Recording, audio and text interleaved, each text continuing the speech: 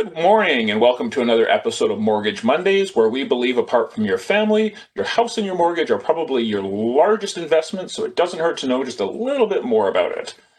I'm your host, Mason Kealy, and today we're going to be talking with Lauren Klade. She's a commercial account manager specializing in agriculture, and we're going to be talking about farm kids. That's right. So kids that have grown up, their parents own farms, maybe small farms or huge farms. There's different questions that come up, when they're going to their parents, maybe asking for some help to get their first their first mortgage, their first home, maybe gifting funds versus co-signing, their parents coming on and co-signing. How does that impact, their farm or their farm income? Or possibly, if they want to get their own first farm or maybe buy into their parents' farm, where I know Lauren's team comes in and helps with that. So without further ado, let's bring in Lauren and maybe we'll all learn something new about the agriculture world. Hi, Mason. Good to see you. Good to see you too. So today we're talking about farm kids, and once they get a little older, they're going to want to buy their own property. Right? They're probably going to have to get a mortgage, and in this this day and age, it's really hard to do it on their own. So one of the things we were kind of curious about, maybe in the farming culture, when they all have their own businesses, what's more popular is are the parents more willing to gift funds to their kids, or are they thinking more that they'll kind of co-sign and help? Yes, Mason. So I do find we get into this scenario quite a bit, as being an account manager and helping clients. This is a great opportunity where you and I work together to try to find a good solution for the kids. Gifting funds is quite popular in the farming community, but the biggest thing is kind of working with your accountant and making sure that it's tax efficient. So if it does come from the business, there are going to be tax implications, but if it comes as a personal gift, then there isn't a tax implication. So kind of working through that with the accountant. And then as for a co-signer, that can come in handy if there's maybe a shortfall on income or maybe some help with the credit bureau if maybe the kids haven't established enough credit yet. Okay, so it might actually be better, in situations maybe to help be a co-signer, just because there won't be that tax draw if they're taking more money from the company, right? Mm-hmm. And one interesting thing to point out too, if the parents are helping and the kids are putting down 20% or more, like they're not going through CMHC or Genworth or anything, there is also the options a lot of time to only have the kids on title, and you can keep the parents off title, but they can still be guarantors. So Mm-hmm. that might be something that that's more appealing. I don't know, or maybe the parents want to be on title until the kids finish the mortgage. I actually had a recent scenario where the parents did be a guarantor for their kids' mortgage, and they were just starting new jobs, so they weren't able to take on the mortgage by themselves. But we're hoping in a year the kids are going to be able to just approve for the mortgage on their own, but they're already fully on title. So it's a nice accomplishment for them. Nice. So what if it's not a residential property? So what if I think my limit is if someone's buying a farm, if it's considered like an active farm, and I think it's $25,000. If the farm makes more than $25,000 a year, then it's considered like an active farm. All of a sudden, as a mortgage specialist, I can't really touch that, and then I reach out to my agriculture specialists. Mm-hmm. So how do you see the transition between the younger generation and the older, maybe either buying into their parents' farms or buying a brand new farm themselves? There's so many different scenarios. The parents could be helping the kids get on their way doing their own thing, or they could be buying in as well. Sometimes if the kids are going to be doing something completely on their own, maybe the farm hasn't even made any income yet. So if that's the case, then that's where you would come in. You would help with the personal mortgage, and then once the farm starts making more than $25,000 a year, then it gets moved over to me, and then I get to be the account manager and manage the account with that new farmer. Gotcha. Well, yeah, I guess because things like blueberries are very popular where we're from, and I think doesn't it take like 4 years before they start making a profit from those?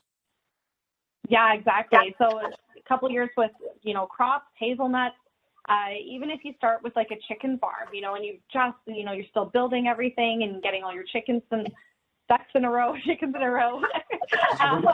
So sometimes you don't earn that money right away, and maybe you do have maybe some personal income that can help support it. So, and a lot of times you and I work together to try to find home of benefit to make it happen for the farmer and their kids.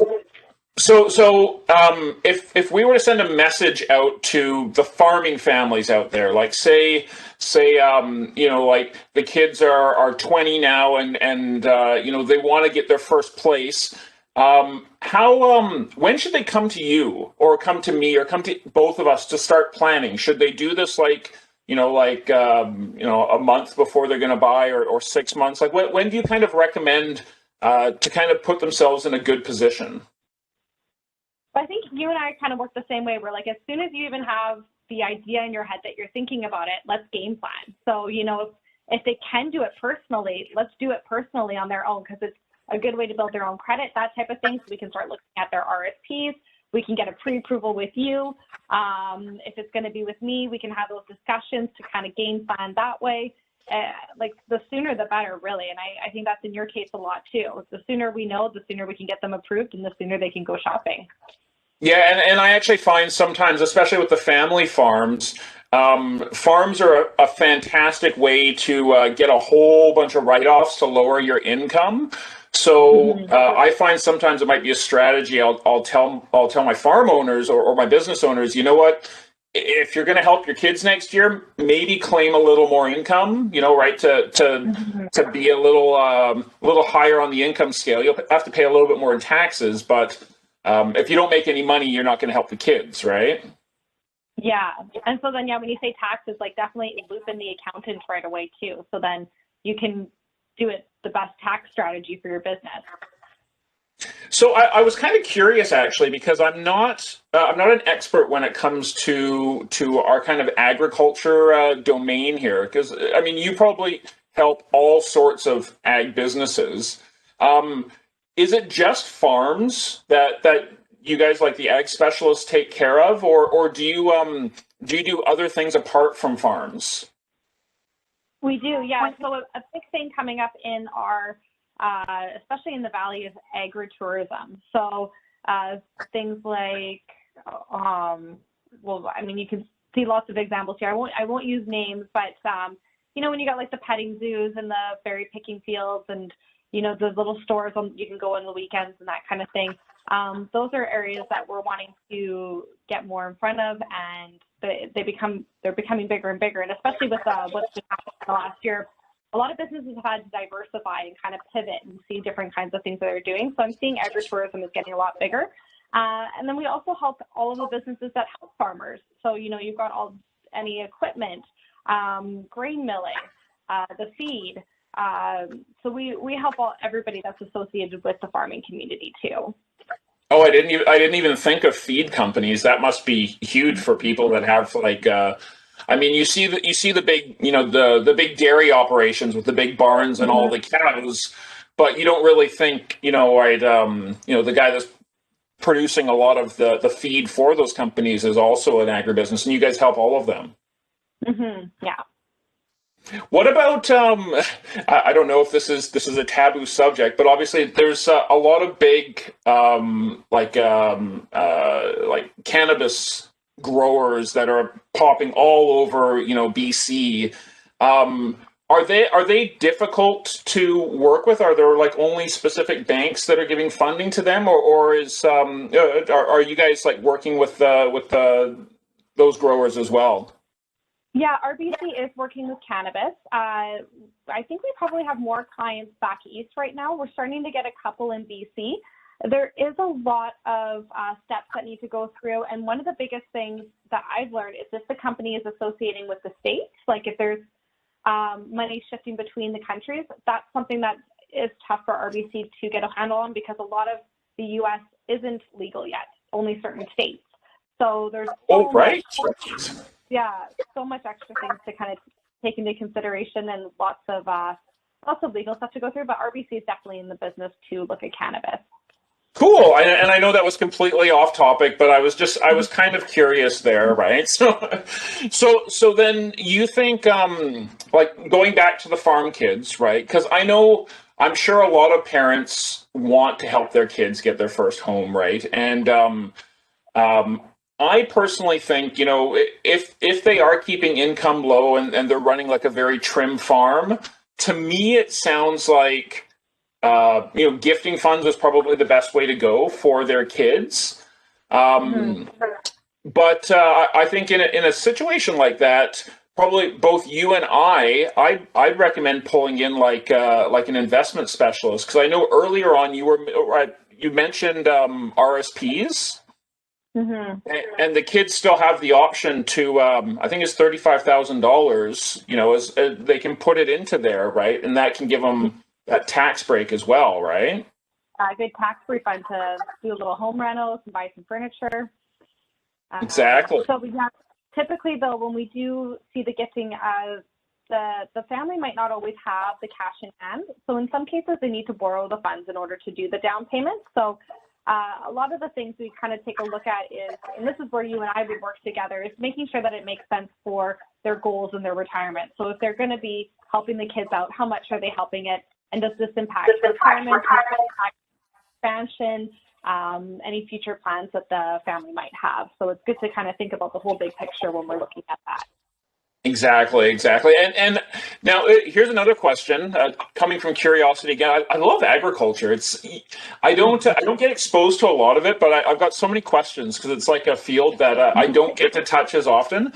So with COVID going on right now, like we've heard how COVID has been affecting, a lot of the businesses, a lot of restaurants are really struggling, right? But like when I think agriculture, I think, like berry farms and stuff like that outside. What's been the impact of COVID? How have you seen that, touching your clients? Are they having to, take more borrowing to get through, or is it kind of business as normal? In a lot of cases, it's business as normal, well, actually it's on all scales. So I would say, our supply managed dairy actually started off having a bit of a scary beginning of the year. I think they had a bit of a decrease, and it was kind of a lot of it was shifting from restaurants to grocery stores, that retail, and getting ready for that. So in the end of the year, dairy, especially in BC, we ended up having an increase in allocations to quota, which means that they're able to produce more, essentially. And I think a big part of that is like now we're all caught up, but also people aren't able to shop in the States anymore. So we had a lot of cross-border shopping, and that's not happening anymore. We can only buy here. So it's actually really beneficial people up here for farmers. And then chickens and eggs, I think they're still they're starting to come back and everything, but the biggest impact is people aren't, going to restaurants as much, ordering their chicken strips and going out for breakfast, that kind of thing. So things are starting to get back to normal there as well. I have heard an impact for potato farmers if you think about French fries and those kind of things that you typically order when you go out. Some of them are kind of cutting back on planting for next year. Berries, I think some of the crops like berries and wineries hire a lot of foreign workers. So that was kind of something that they had to overcome this year with the foreign workers. And so some of them went with more automation that way, or or working with all the grants that the government had. More times than not, the farming community has done really good, and I'd say done better than ever. There are a few small industries that have suffered, but there's lots of government grants there that we can try to work through. Excellent. Well, I mean, overall, it sounds kind of positive. It's not like a scary story on that side. Well, Lauren, thank you very much for coming out and giving us that update. I really appreciate it. And as always, if I have anything agriculture coming up, I'm definitely going to bring you in, and I'll put your information in this video so people can either reach out to me or they can reach out directly to you as well. Awesome. Thank you so much, Mason, for having me on. You're welcome. Have a great day. You too.